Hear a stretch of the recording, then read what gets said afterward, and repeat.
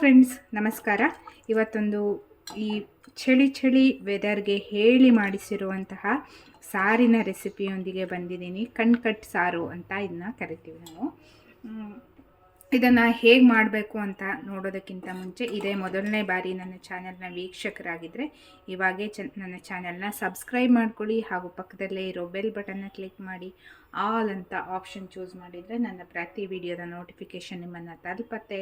ಆಗ ಎಲ್ಲರಿಗಿಂತ ಮುಂಚಿತವಾಗಿ ವಿಡಿಯೋ ನೋಡೋದಕ್ಕೆ ಸಹಾಯ ಆಗುತ್ತೆ. ನೋಡಿ, ಸೂಪ್ ಥರನೂ ಬಳಸ್ಬೋದು ಈ ಸಾರನ್ನ, ಹಾಗೆ ಅನ್ನಕ್ಕೂ ಸಹ ಉಪಯೋಗಿಸ್ಕೋಬೋದು. ತುಂಬ ರುಚಿಯಾಗಿರುವಂತಹ ಸಾರಿದು. ಇದನ್ನು ಹೇಗೆ ಮಾಡೋದು ಅಂತ ನೋಡೋದಕ್ಕಿಂತ ಮುಂಚೆ, ಇದೇ ಮೊದಲನೇ ಬಾರಿ ನನ್ನ ಚಾನೆಲ್ನ ವೀಕ್ಷಕರಾಗಿದ್ದರೆ ಇವಾಗೇ ನನ್ನ ಚಾನೆಲ್ನ ಸಬ್ಸ್ಕ್ರೈಬ್ ಮಾಡ್ಕೊಳ್ಳಿ, ಹಾಗೂ ಪಕ್ಕದಲ್ಲೇ ಇರೋ ಬೆಲ್ ಬಟನ್ನ ಕ್ಲಿಕ್ ಮಾಡಿ ಆಲ್ ಅಂತ ಆಪ್ಷನ್ ಚೂಸ್ ಮಾಡಿದರೆ ನನ್ನ ಪ್ರತಿ ವಿಡಿಯೋದ ನೋಟಿಫಿಕೇಷನ್ ನಿಮ್ಮನ್ನು ತಲುಪತ್ತೆ. ಆಗ ಎಲ್ಲರಿಗಿಂತ ಮುಂಚಿತವಾಗಿ ವಿಡಿಯೋ ನೋಡೋದಕ್ಕೆ ಸಹಾಯ ಆಗುತ್ತೆ.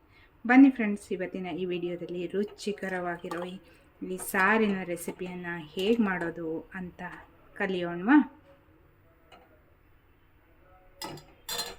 ನೋಡಿ, ನಾನಿಲ್ಲಿ ಬೇಳೆಯ ಕಟ್ಟನ್ನು ತೆಗೆದಿಟ್ಕೊಂಡಿದ್ದೀನಿ. ಸುಮಾರು 1 ಕಪ್ ಆಗೋಷ್ಟು ಕಟ್ಟನ್ನು ತೊಗೊಂಡಿದ್ದೀನಿ. ಇದಕ್ಕೆ ಈಗ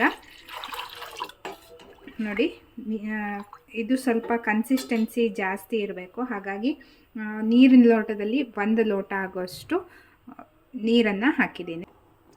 ಈಗ ಇಲ್ಲಿ ಖಾರಕ್ಕೆ ಹಸಿಮೆಣಸನ್ನು ಹಾಕಿದ್ದೀನಿ. ನಂತರ ರುಚಿಗೆ ತಕ್ಕಷ್ಟು ಉಪ್ಪು ಹಾಕ್ತಾ ಇದ್ದೀನಿ.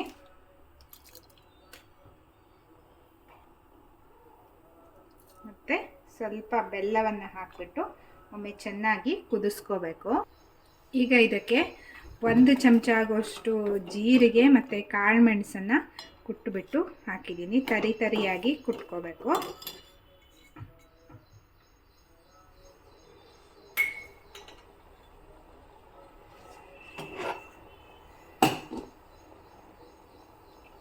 ನಂತರ ಕರಿಬೇವು ಮತ್ತು ಕೊತ್ತಂಬರಿ ಸೊಪ್ಪನ್ನು ಹಾಕ್ತಾ ಇದ್ದೀನಿ.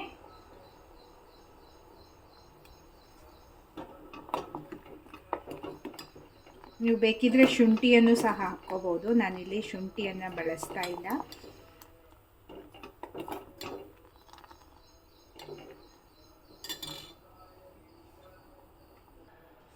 ಈಗ ನಾನು ಇದಕ್ಕೆ ನೋಡಿ, ಸ್ಟವನ್ನು ಆಫ್ ಮಾಡ್ತಾ ಇಲ್ಲ, ಸಿಮ್ಮಲ್ಲಿ ಇಟ್ಕೋತಾ ಇದ್ದೀನಿ.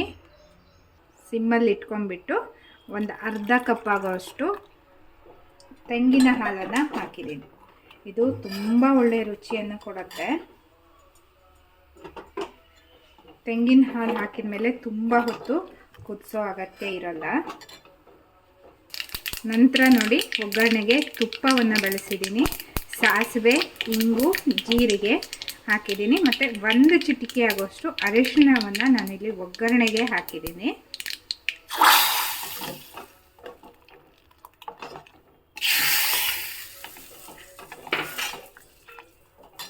ನಂತರ ಸ್ಟವನ್ನು ಆಫ್ ಮಾಡ್ತಾ ಇದ್ದೀನಿ.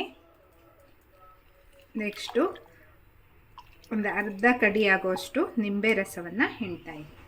ನಿಂಬೆ ರಸವನ್ನು ಹಿಂಡಿದ ಮೇಲೆ ಈ ಸಾರನ್ನು ಕುದಿಸೋದಕ್ಕೆ ಹೋಗಬಾರ್ದು, ಅಷ್ಟಕ್ಕೆ ಸಾಕಾಗತ್ತೆ. ಚೆನ್ನಾಗಿ ಒಮ್ಮೆ ಮಿಕ್ಸ್ ಮಾಡಿಬಿಟ್ರೆ ರುಚಿಕರವಾಗಿರುವಂತಹ ಕಟ್ ಸಾರು ರೆಡಿ ಆಗುತ್ತೆ. ನೋಡಿ ಫ್ರೆಂಡ್ಸ್, ಬೇಳೆಯ ಕಟ್ಟನ್ನು ತೆಗೆದಿಟ್ಕೊಂಡು ಮೇಲ್ಗಡೆ ತಿಳಿ ಇರುತ್ತಲ್ಲ, ಅದನ್ನು ಮಾತ್ರ ತೆಕ್ಕೋಬೇಕು. ಅಂದರೆ ಬೇಳೆ ಎಲ್ಲ ಇರಬಾರ್ದು ಈ ಸಾರಿಗೆ. ತುಂಬ ರುಚಿಯಾಗಿರುತ್ತೆ. ಆ ಕಟ್ಟನ್ನು ತೆಗೆದಿಟ್ಕೊಂಡ್ಬಿಟ್ಟು ನಾವು ಈ ರೀತಿ ರುಚಿಯಾಗಿರುವಂತಹ ಸಾರನ್ನು ಮಾಡ್ಕೋಬೋದು. ಯಾವುದೇ ಒಂದು ನಾವು ಪಲ್ಯವನ್ನು ಮಾಡ್ತೀವಿ ಅಂತ ಇಟ್ಕೊಳ್ಳಿ, ಬೇಳೆ ಪಲ್ಯವೆಲ್ಲ ಮಾಡ್ತೀವಲ್ಲ, ಆಗ ನಾವು ಕಟ್ಟನ್ನು ಉಪಯೋಗಿಸೋದಿಲ್ಲ, ಬರೀ ಬೇಳೆಯನ್ನು ಮಾತ್ರ ಬಳಸ್ತೀವಿ. ಆ ಸಮಯದಲ್ಲಿ ಬೇಳೆಯನ್ನು ತೆಗೆದಿಟ್ಕೊಂಡ್ಬಿಟ್ಟು ನಾವು ರುಚಿಯಾದ ಕಟ್ಟಿನ ಸಾರನ್ನು ಈ ರೀತಿಯಾಗಿ ಕ್ವಿಕ್ಕಾಗಿ ಮಾಡ್ಬೋದು. ತುಂಬ ಸಮಯನೂ ತಗೊಳ್ಳಲ್ಲ, ಕೇವಲ ಒಂದು 5 ನಿಮಿಷದ ಒಳಗಡೆ ಈ ಸಾರು ರೆಡಿ ಆಗುತ್ತೆ ಫ್ರೆಂಡ್ಸ್. ನೀವೊಮ್ಮೆ ಖಂಡಿತ ಮಾಡಿ ನೋಡಿ, ನಿಮಗೆ ಖಂಡಿತ ಇಷ್ಟ ಆಗುತ್ತೆ. ಅನ್ನಕ್ಕೂ ಒಂದೇ ಅಲ್ಲ, ಸೂಪ್ ರೀತಿಯಲ್ಲಿ ಕುಡಿಯೋದಕ್ಕೆ ಇದು ಸೂಪರ್ ಡೂಪರ್ ಕಾಂಬಿನೇಷನ್, ಕಟ್ ಸಾರು. ಇವತ್ತಿನ ಈ ವಿಡಿಯೋ ನಿಮಗೆ ಇಷ್ಟ ಆಯಿತು ಅಂತ ಭಾವಿಸಿದ್ದೀನಿ. ಈ ವಿಡಿಯೋ ನೋಡಿ ಲೈಕ್ ಮಾಡಿ, ನಿಮ್ಮ ಅನಿಸಿಕೆ ಅಭಿಪ್ರಾಯಗಳನ್ನ ಕಮೆಂಟ್ ಸೆಕ್ಷನಲ್ಲಿ ತಿಳಿಸಿ. ನಿಮ್ಮ ಫ್ರೆಂಡ್ಸ್ ಆ್ಯಂಡ್ ಫ್ಯಾಮಿಲಿ ಎಲ್ರಿಗೂ ಈ ವಿಡಿಯೋನ ಶೇರ್ ಮಾಡಿ. ಮತ್ತೆ ಒಂದು ಹೊಸ ವಿಡಿಯೋದೊಂದಿಗೆ ಭೇಟಿಯಾಗೋಣ. Until then take care, bye. Thank you for watching friends.